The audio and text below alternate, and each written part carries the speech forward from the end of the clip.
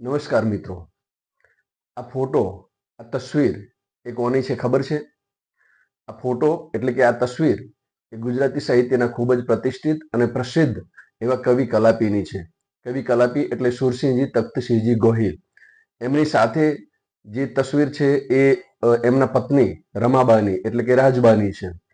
અને એ બંનેની વચ્ચે એ તસવીર છે એ એમની દાસી એટલે કે મોંઘી, જેને પછીથી કલાપીએ શોભના નામ આપ્યું, એની છે, જે કલાપીની પછીથી પ્રિયતમા બને છે. તમને એમ થશે કે આ તસવીર કેમ બતાવવામાં આવે છે? તો આ તસવીર બતાવવાનો અર્થ અથવા તો એનો ઉદ્દેશ એ છે કે જ્યારે કલાપી અને એમના પત્ની રાજબા રમાબા એ બંને આ રીતે ફોટો પડાવવા માટે તૈયાર થયા હતા, તસવીર ખેંચવા માટે જે તે સમયે તૈયાર થયા હતા, તે સમયે જ્યારે ફોટો પડાવતા હતા ત્યારે અનાયાસે જ આકસ્મિક રીતે આ એમની દાસી છે મોંઘી, એ બંનેની વચ્ચે આવી જાય છે.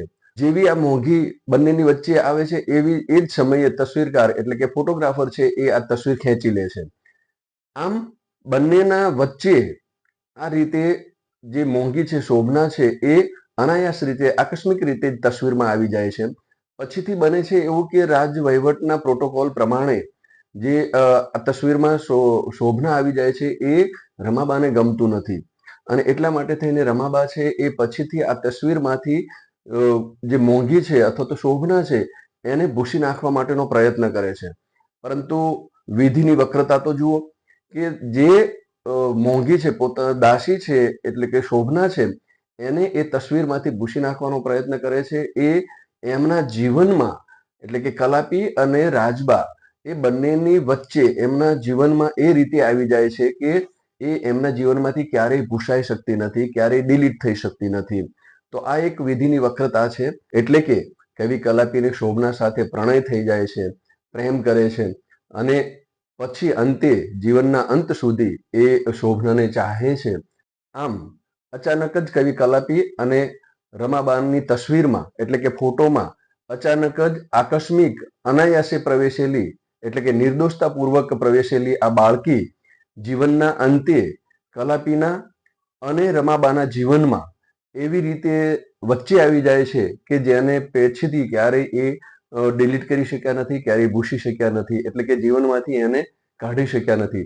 કલાપી એને ખૂબ પ્રેમ કરે છે, ખૂબ ચાહે છે, અને જીવનના અંતે તો એ શોભના સાથે એટલે કે આ મોંઘી છે, દાસી છે, એની સાથે લગ્ન પણ કરે છે.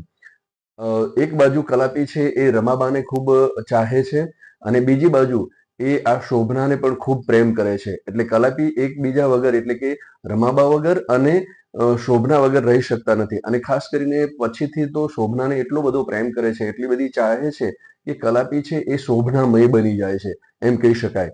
અને એટલે જ કલાપીએ કહ્યું છે કે તુને ન ચાહું ન બન્યું કદી એ, તેને ન ચાહું ન બને કદી એ, ચાહું છું તો ચાહીશ બેયને હું, ચાહું નહીં તો નવ કોઈને હું.